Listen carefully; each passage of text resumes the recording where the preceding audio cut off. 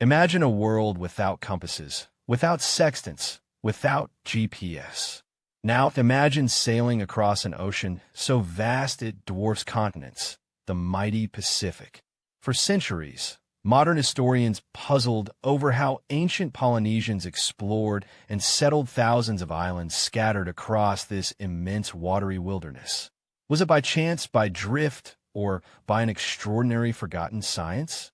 This is the story of humanity's most audacious navigators, a tale etched in the stars, whispered by the winds, and remembered in the rhythm of the ocean.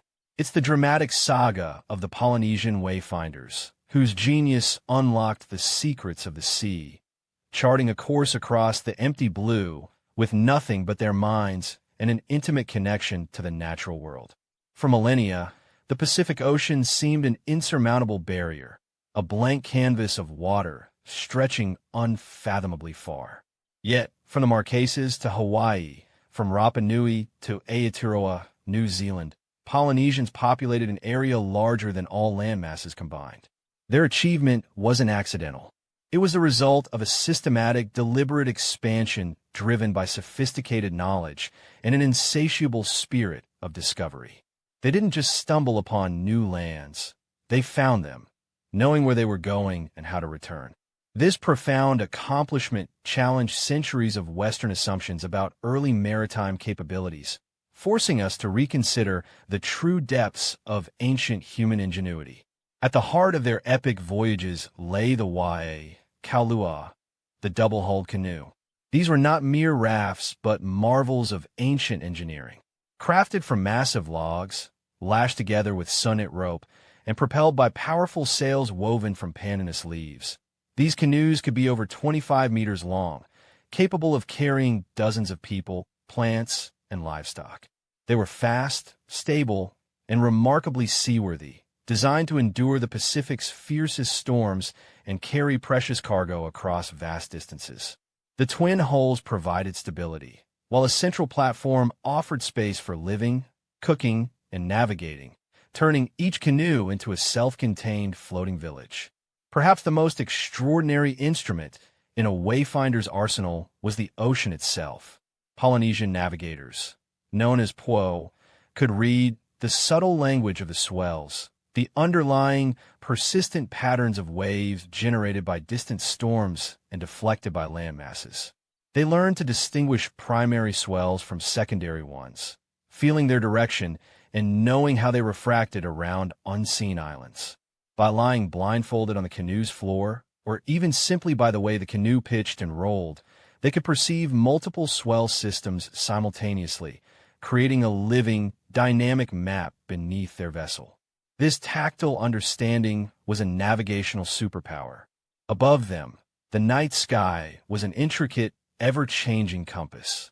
Wayfinders memorized hundreds of stars, knowing their rising and setting points on the horizon as a star compass. Kalanipa-a. As stars moved through the night, they marked specific directional paths. The sun's arc across the sky revealed latitude, with its zenith passage overhead signaling the equator. The moon's phases and daily path also provided crucial cues. This celestial knowledge wasn't just theoretical. It was intimately observed and internalized, allowing navigators to hold a precise mental map of the heavens and their corresponding points on Earth, even during cloud-covered nights. Beyond the major celestial and oceanic instruments, wayfinders employed a myriad of subtle environmental clues. They observed the flight patterns of seabirds, especially species like the frigate bird and tern, which venture far out to sea during the day but always return to land at night. Certain cloud formations, especially those with flat bottoms, could indicate land-based air currents interacting with moisture, signaling an island beyond the horizon. The taste and temperature of the water, changes in current, floating debris, and even the smell of vegetation could all betray the proximity of land, forming a holistic sensory tapestry of navigation. The true marvel of Polynesian navigation wasn't just the techniques, but the human mind that mastered them. A Po navigator's training began in childhood, a rigorous apprenticeship passed down orally through generations. They weren't just memorizing facts. They were internalizing an entire worldview, developing an extraordinary spatial awareness and memory. They could hold a mental map of their entire journey, continually adjusting their course based on dynamic observations. This wasn't merely science. It was an art, a spiritual connection to their environment, making the navigator a living embodiment of the sea's wisdom. For a long time, Western scholars believed Polynesian settlement was accidental, a series of lucky drifts. However, the sheer scale and precision of their journeys, covering millions of square miles against prevailing winds and currents, tell a different story. The deliberate colonization of remote islands like Hawaii and Rapa Nui, separated by thousands of miles of open ocean, required intentional voyaging. They sailed against the wind on outward journeys, knowing the prevailing winds would carry them home. This strategic mastery of wind and current, combined with precise wayfinding, unequivocally demonstrates planned, two-way exploration, not random chance. With the arrival of European explorers and colonizers, traditional wayfinding began to fade. Written charts and metal instruments, though seemingly superior, gradually supplanted the profound oral and experiential knowledge passed down for centuries. The suppression of indigenous cultures, the imposition of new navigation methods, and the loss of traditional canoes meant that by the mid-20th century, the ancient art of wayfinding was on the brink of extinction. Only a handful of master navigators, like Polynesian from Satawal, still held the precious knowledge, a flickering ember in the vast darkness.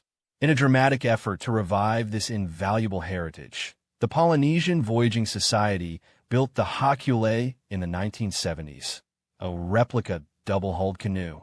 Under the guidance of Polynesian, Hokule'a embarked on historic voyages, navigating exclusively by traditional methods. Her successful journey from Hawaii to Tahiti and countless others since proved that the ancient knowledge was not only real, but profoundly effective. Hokule'a became a symbol of cultural pride and renewal, inspiring new generations to learn the wisdom of their ancestors and reminding the world of an extraordinary human achievement. The story of Polynesian Wayfinders is more than just a historical footnote. It's a profound testament to human ingenuity, resilience, and our innate capacity to connect with the natural world. Their mastery of the elements, achieved without a single instrument, stands as one of history's greatest intellectual feats. It reminds us of a time when humanity lived in harmony with the environment, observing, learning, and adapting with unparalleled wisdom. Their legacy echoes today, challenging us to look beyond technology, to reconnect with our surroundings, and to find the inherent navigator within ourselves. The stars still shine, the ocean still speaks, if only we learn to listen. The voyages of the Polynesian Wayfinders represent humanity's audacious spirit, a testament to what is possible when knowledge, courage, and an intimate connection to nature converge. They didn't just sail the Pacific, they understood it, lived with it, and used its vastness as their map. Their story is a powerful reminder that our most incredible tools are often found within ourselves, our minds, our senses, and our ability to observe the world around us.